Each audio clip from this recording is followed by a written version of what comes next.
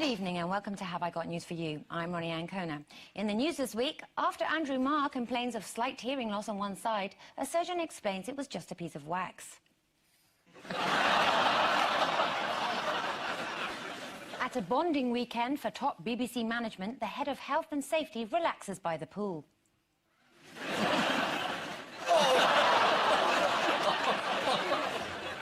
And the morning after the British Robot Awards, one of the winners wakes up with a bit of a hangover.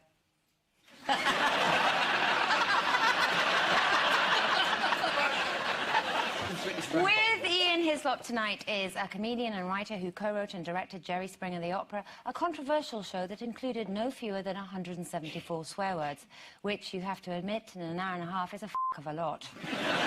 Please welcome Stewart Lee.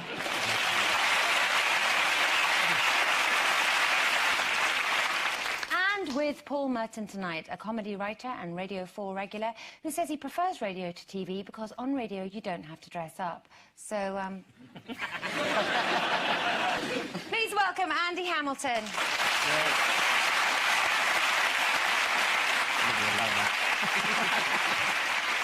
And we start with round one. Ian and Stewart. Him. God, that's the Japanese restaurant. Who are we talking about then? Litvinenko. Litvinenko, yes, who may have been poisoned by the Russian secret police. Why was he a potential target? Well, he's a defector. He used to work for the KGB, and he's a critic of Putin. And there is a correlation in Russian democratic politics of opposing Putin and ending up dead. Yeah, absolutely. I myself think he's doing an excellent job. It's been very odd the way the story's been reported, isn't it? Because, I mean, in fact, the story really should be, isn't it terrible that someone has, may have been murdered in the heart of London by a foreign state? But the story seems to have become, oh, I wonder what the poison was. Almost as if the media have mistaken the story for an episode of House. Yes, well, how has the FSB, the FSB as a successor to the KGB, how have they reacted to this accusation of poisoning? So it's very, very unfair. Yeah. Whenever there's a poisoning, people always point at Mr. Putin just because he used to be the head of a bunch of poisoners, which is very... Earlier in the year, there was a bill passed through the Russian parliament saying that their agents were entitled to kill people abroad. Yeah. This is a sort of Bond-type licence to kill, but in real life and people abroad. Now, the fact that someone was killed abroad, who was a Russian defector, makes you think, well, it could have been them. I don't want to put it any higher than that. Does anybody know what a Professor Scaramella has got to do with all of this? According to some papers I read, he's a double agent. And others just said he's a professor who was meeting Litvinenko. Is he the guy who also said I showed him a list of people who were about to be bumped off? Yeah. Yes. I thought that was startlingly efficient of the KGB if they actually circulate a list beforehand. Here is actually a picture of Scaramella from Tuesday's Sun. Yep. And from Tuesday's Mirror, a similar picture that journalists managed to track down, while journalists at The Independent just couldn't be asked. Meanwhile, Putin and George Bush have been attending an economics conference in Vietnam. Does anybody know what they were asked to wear? Fantastic. I hope you've got this picture. Yeah, we do. That has got... Traditional...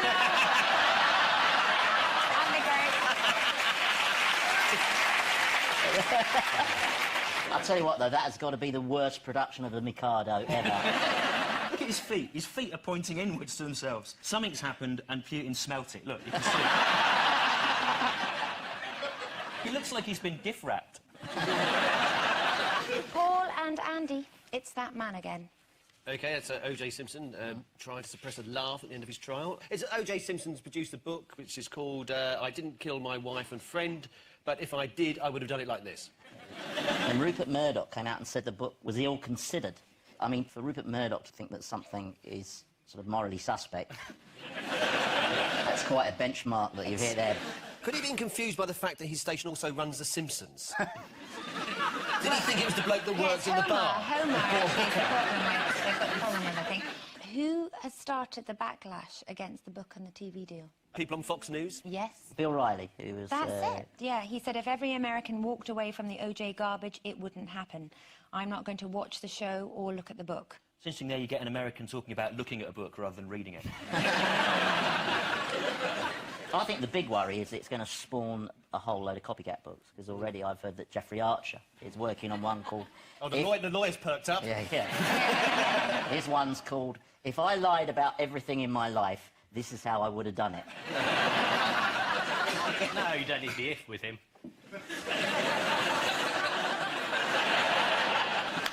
It's already in Amazon top 20 because of advance orders, alongside If There Really Were WMDs in Iraq by T. Blair and A. Campbell. And If I Only Married Paul McCartney for his For his math. For his maths. For his maps. For his maths. Yes, collection of actually, maps. his collection of maps. I know, well, they're very famous. Which is The far long and more winding prolific than road. his money. That leads to your door. But you mustn't get carried away with the idea that Murdoch suddenly had a fit of conscience. I mean, he had a fit of seeing he wasn't going to make any money out of it, because he actually offered the relatives of the people that Simpson might have murdered in this hypothetical scenario. He offered them large sums of money. Do you know how much Simpson gets to keep? He keeps it all, doesn't he? Because he's done a contract. Yeah. Written in blood. $3.5 million.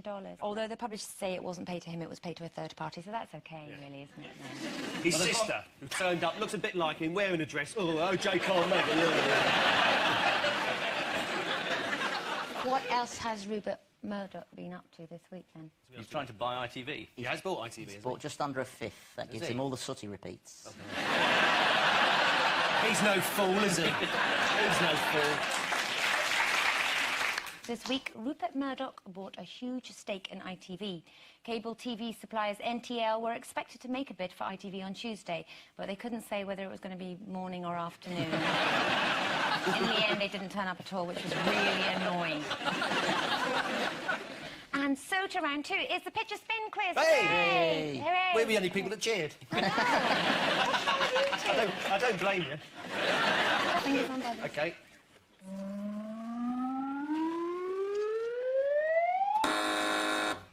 So Tom Cruise has got married. Katie Holmes is in fact several inches taller than him, and they noticed that she wasn't in these photos. Right. And then they discovered that he's got these special shoes, apparently, Yeah. which have like a little 2-storey staircase inside them. Oh, yes. I can't believe I'm doing jokes taking the piss out of someone's face. It's fantastic. He is a very small man, though, and that's why in this photo you can see he was able to get married inside a lava lamp. Yeah. And they had a big Church of Scientology wedding. Yeah. Actually, Andy, you're totally right. There's a picture here where Katie is not bending down or standing in a ditch whilst obscured by a wedding dress. Oh, my God. Well, there's the truth, you see. Well, wasn't that previous picture just Tom Cruise standing next to one of those little figures you put on top of a wedding cake? What was unusual about Tom and Katie's wedding vows? The service was conducted by a barn owl. I take this what? Can you quote some of the passage from the vows? I, Shorthouse Theaton, take thee, another alien being. They believe they were deposited here by an alien Life form. thousands of years ago, but the alien is going to come back for them. Yeah. And which makes them very easy to round up, actually, Scientologists. Absolutely. You just have to turn up with a bus and say, yep, Here we are. Theaton's coming. All aboard. That's it, problem solved. Absolutely. What marks the end of the marriage ceremony? What, his next marriage?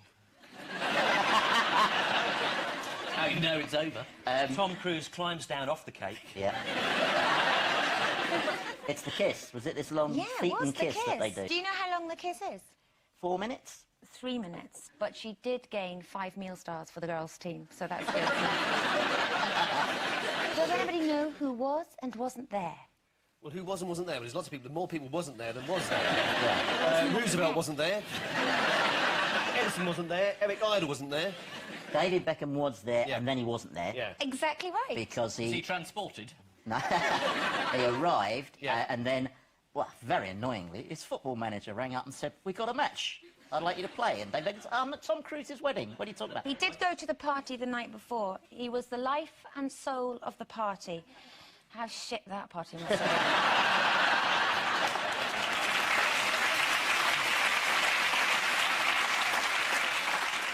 What precautions did the Beckhams take in case David wasn't able to fly back and watch the match in Madrid? Victoria actually smuggled in a satellite dish. I see a lot of people wouldn't get away with that hat. It's the celebrity wedding of Tom Cruise and Katie Holmes. Tom Cruise has been criticised for his increasingly erratic behaviour. Last year on the Oprah Winfrey Show, he famously jumped up and down on the sofa before slipping down the back of it and having to be rescued. So, fingers on buzzers, please. This is Frost's big interview on Al Jazeera TV. They just launched Al Jazeera TV. He had a big interview with the Prime Minister. And he got the Prime Minister to admit that Iraq had been a disaster.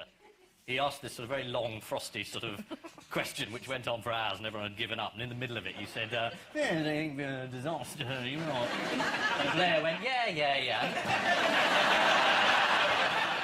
That's totally right. Shall we see a bit? Yes, please. So far, it's been, you know, pretty much a disaster. It has, but you see, what I say to people is, why is it difficult in Iraq? I think my version was better. Yeah.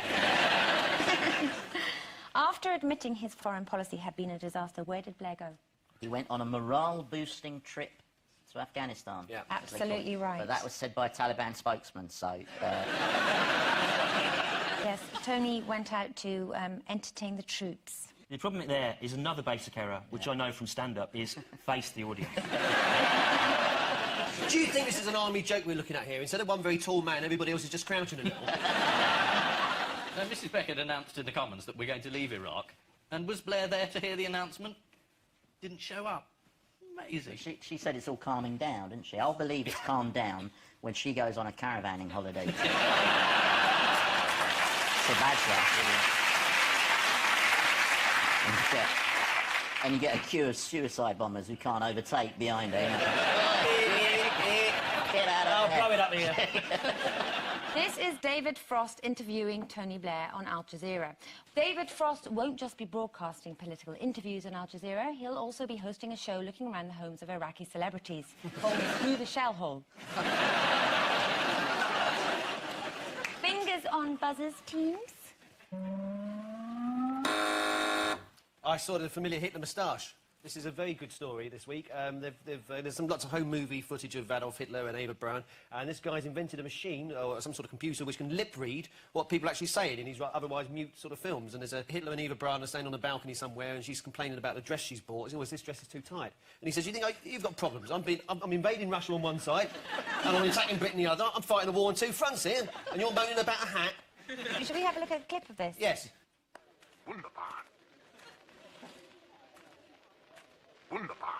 But here, he is still capable of gently flirting with his mistress.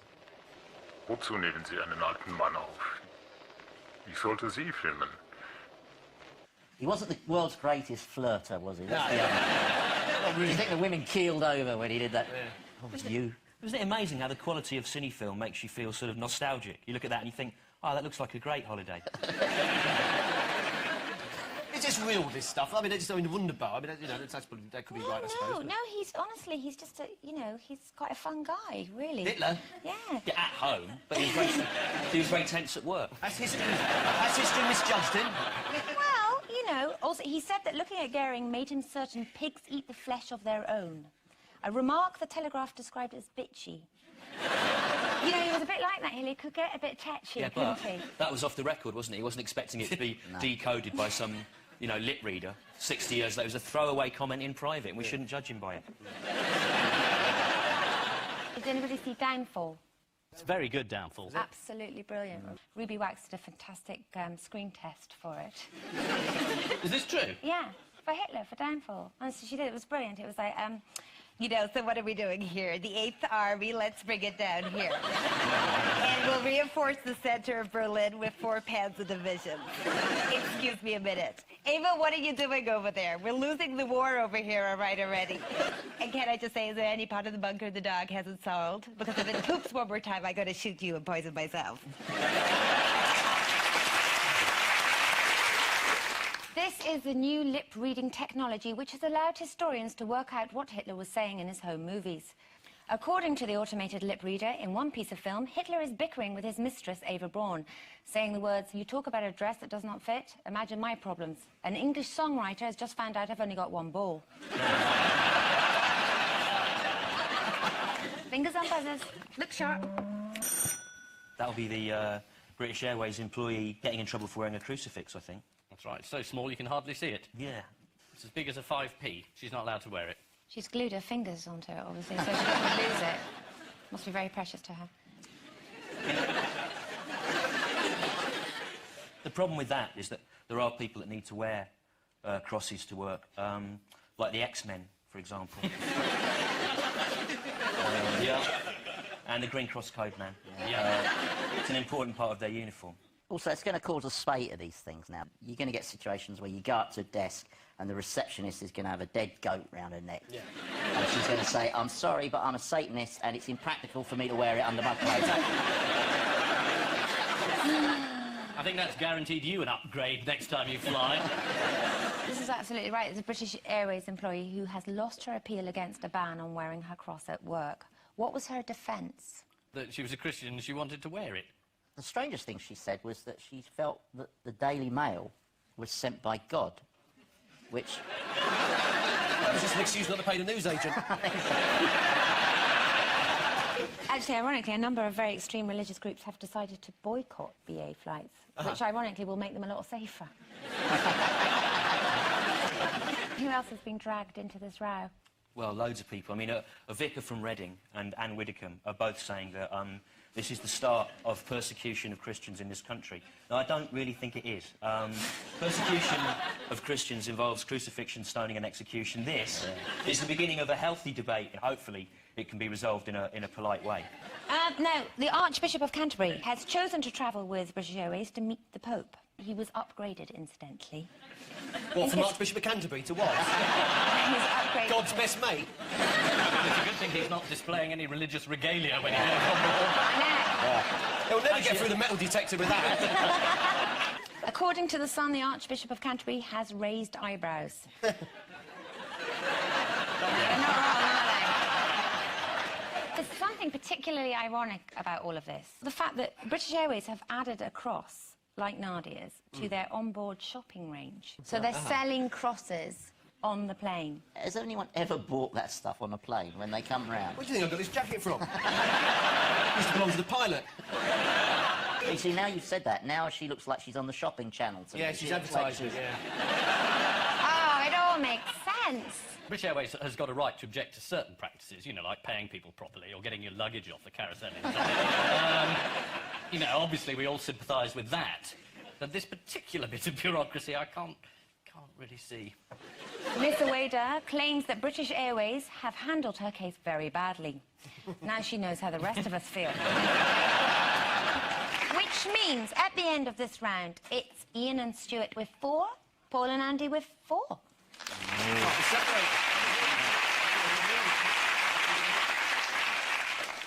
Now for the odd one out. Winnie the Pooh, Michael Ancram, MP, Dora Bryan, and former Panto genie Alan Myatt. Michael Ancram's the odd one out. He's the only one about to greet Jordan.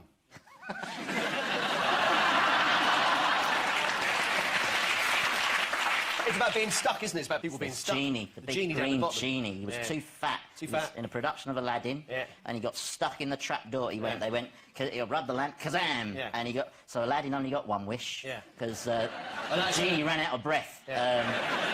Winnie the Pooh got stuck, didn't he? And then Winnie the Pooh got stuck in a rabbit hole, I think, or something. Yeah, like he that. ate too much honey. Did Yeah, he? exactly. Got fat, couldn't get out the hole again. Exactly. Michael Ancram Very sad story. Michael Ancram got stuck in John Major's cabinet. Yes. And Dora Bryan advertises walk-in baths, so she doesn't get stuck because she can just get out of the bath any time. So she's the odd one out. She doesn't get stuck. How do you know she advertises walk-in baths? I've got 5 of them at home. Yeah. It's fantastic. Yeah. You've got to be quick opening the door because the water all comes out. Well, that's the trick. That's the trick. Or put them next to each other so that you can run the water into the other bath. Oh, do you want to have a party? I've got plenty of hot water. Dora Bryan's the odd one out, isn't she? Yes, they've all been stuck in a door, apart from Dora Bryan, who got stuck in a lift. Winnie the Pooh got stuck in Rabbit's door after eating too much. Why did Rabbit blame Pooh getting stuck? What did he say? He said, you've eaten too much honey. Yeah. You fat bear. Yeah. The modern version. He was a little bit more politique than that. He said it all comes of eating too much. I thought at the time, only I didn't like to say anything, that one of us was eating too much, and I knew it wasn't me. Pooh's time stuck wasn't entirely wasted. What use does Rabbit put him while he's stuck? Are we on Jack and Ori? Does he use his bum as a dartboard? He uses him to hang his towels on. Same thing. Yeah. Gay slang. That's the euphemism. I'll be hanging me towels on you tonight. Dora Bryan got stuck in a lift with several other shoppers at a Brighton branch of Marks and Spencer's. And how did her fellow captors react? Did he beat her to death with sticks? Not quite. Not quite. Well, a little boy did a wee in the lift. Have any of you ever worked with Dora Bryan? Somebody else. Look at me, Somebody has. I am looking at you, Mr. Hamilton. In the 2005 fantasy adventure film Mirror Mask. Oh, but I just play a spiky hedgehog in that. It wasn't really what you call working with Dora Bryan. No. I'm an animated hedgehog-like creature. It hasn't held you back, has it? You know, you may be an animated hedgehog-like creature, but you're here discussing children's books on the topical news quiz. And former panto genie Alan Myatt, who was 23 stone, got stuck in the trapdoor at Gloucester's New Olympus Theatre. I think that's a very good bemused carpenter. Yeah.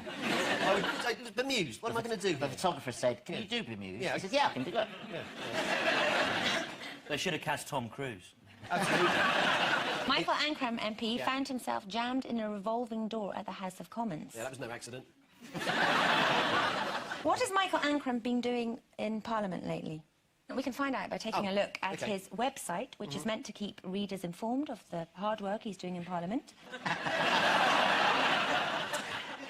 According to BBC News Online, after studying law at Edinburgh University, Michael Ancram went to the Scottish Bar, where he ate all the pies and got stuck in the door. Time now for the Missing Words round, which this week features as its guest publication the Journal of Elasticity. So let's start with... Proud to say, I have never what and have no intention of doing so. I'm proud to say I have never felt pride and have no intention of doing so. Is it, I have never worked with Dora Bryan? Yeah. People were boasting about what they hadn't done this week. Is it I've never seen The Sound of Music? Or Absolutely right. Yeah. There's a society of people who have not seen The Sound of Music and have no intention of doing so, also known as straight men. Next, know what was used in making these sausages. No Russian stuff. The answer is food. It's dragon, actually. Dragon? Yeah. This is a health and safety ruling. Someone has these things called dragon pies, and someone said, you know, a lot of people are going to buy that thinking they're eating dragon. So, it's true, isn't it? So now there has to be a warning on it. Next, Cox Law is what? Cox Law is the new ITV cop series starring Robson Green. Yes. He's Inspector Cock. Yeah. I wish it was. He's a maverick. He's recently divorced. He's got a drink problem. Yeah. He's got a sidekick straight out of university. Plays by the rules. Cock doesn't. Cock's law is a law that states if something can happen, it will, and it will involve your cock. Yeah. It's actually a partial differential equation. Oh, yes. Yes, this is a highly complex article from the Journal of Elasticity. It may look complicated, but any idiot can understand the concept of elasticity, said their chief scientist as his pants fell down. And finally, what picked up by Harry Fairy? Andy. Dora Bryan. Dora Bryan. Harry McClary. Harry McClary. Picked up by Harry Fairy. Yeah. Smooth dwarf. The answer is shoppers' bills picked up by Harry Fairy. This is the mysterious Harry Christmas Fairy, who paid for several entire trolleys of shopping at a Cornwall branch of Morrison's. As the superhero ran through a Cornish street, passers-by were heard to shout, "Is it a bird? Is it a plane? Is it a mentally ill fat man in his daughter's clothes?" We may never know. So the final scores are Ian and Stewart have 7, Paul and Andy have 7. Oh, well done.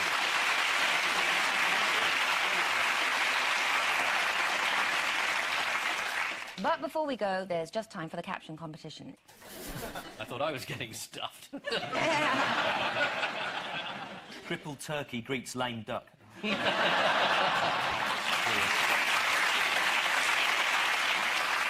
On which note, we say thank you to our panellists, Ian Hislop, Stuart Lee, Andy Martin. Andy Martin? Yeah, Andy Martin, he was good. He was good. I'm so sorry. Come on, Andy, come out and take a bow. Andy. I know someone called Andy Martin. Andy, Yeah. I'm so sorry. Is he a nice man? What does he do, Andy? Give him a wave. Hello, Andy. I haven't Never seen been him to for a you. long while. Haven't you? No. All right. Andy, you're a bastard. And Andy Hamilton. And I leave you with the news that Britain's top blow football player admits the modern game is more competitive than it used to be. After a break-in at the stables, one of the 4 horsemen of the apocalypse is forced to make alternative arrangements. Breaking at the stables. And after several years without touring, Oasis frontman Noel Gallagher admits he's let himself go. Good night.